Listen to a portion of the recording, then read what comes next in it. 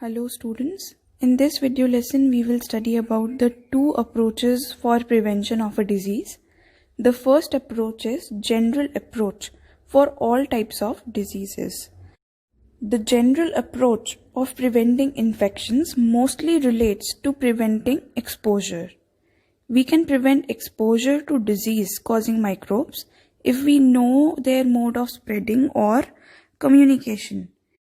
We can prevent exposure to airborne microbes by providing living conditions that are not overcrowded.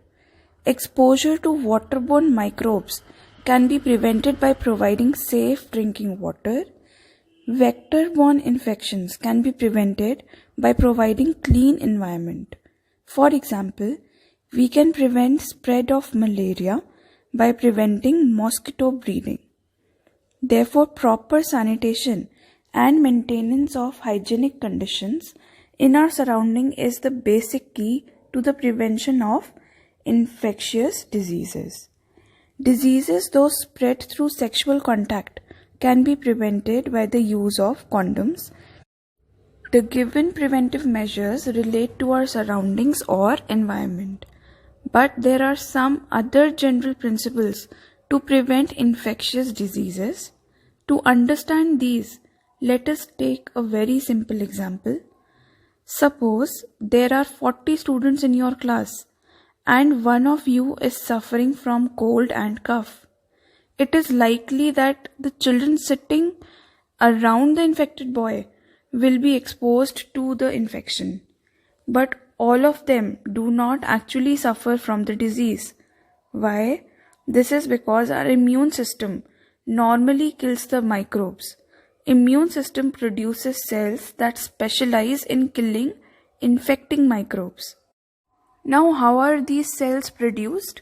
These cells are produced each time when infecting microbes enter the body.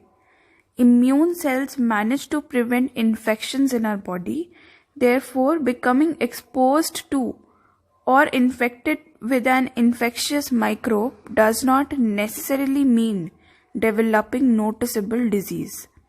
A disease appears only when our immune system is weak. Functioning of our immune system is like any other system of our body. Functioning of immune system also depends upon the health of our body. Our health depends upon proper and sufficient nourishment and food available to the body. So we can say that the second basic principle of prevention of infectious disease is the availability of proper and sufficient food for everyone. The first one being proper and clean surroundings or the environment. Let us now study about the specific approach to each disease. Specific approach for prevention of infectious disease relate to a particular property of the immune system. Immune system acts by producing antibodies, which are specific substances. These specific substances are produced when microbes enter into the body. For different types of microbes, different types of specific substances are produced. These substances fight off the microbes. Now you must be thinking, what are antibodies? See, the substances which make up the body of microbes and the toxins which they produce are chemically different from the substances which make up our body. The body is able to detect the presence of microbes and their toxins by recognizing these differences. Whenever this happens, specialized cells of our immune system react or respond by producing antibodies. Antibodies are chemicals which combine with the microbes and their toxins and destroy them or render them harmless. Any substance which stimulates the production of antibodies is called an antigen. So the microbes and most of their toxin products are antigens. Antibodies are known to be specific, which means that each type of antibody can combine with one specific antigen and no other. For example, The antibody against measles virus antigen will destroy this virus alone and have no effect on other disease organisms. Therefore, the body must be able to produce different antibodies to combat each type of antigen. Antibodies are produced slowly at first, but if the disease persists for more than 3 or 4 days, they are produced in much larger quantities.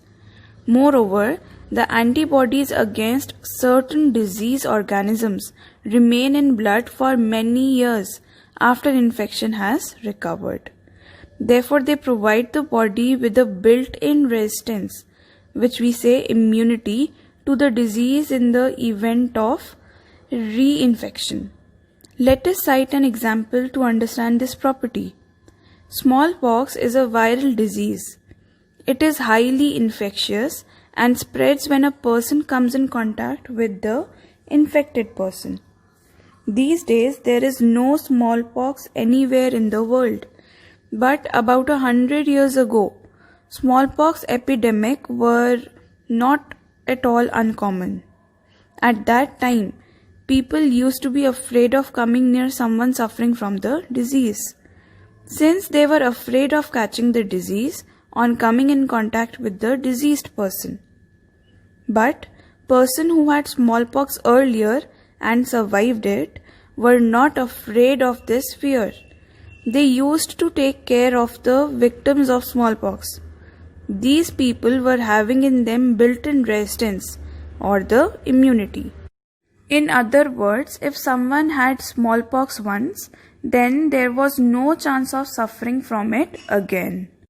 So having a disease once was a means of preventing subsequent attacks of the same disease. This happens because the antibodies already produced against smallpox remain in the blood for many years. When next time the virus of smallpox or its close relative enters the body, antibodies already existing kills the virus.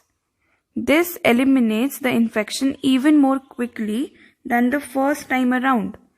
This is the basis of the principle of immunization or vaccination. We will study about the term immunization in detail in the next video lesson.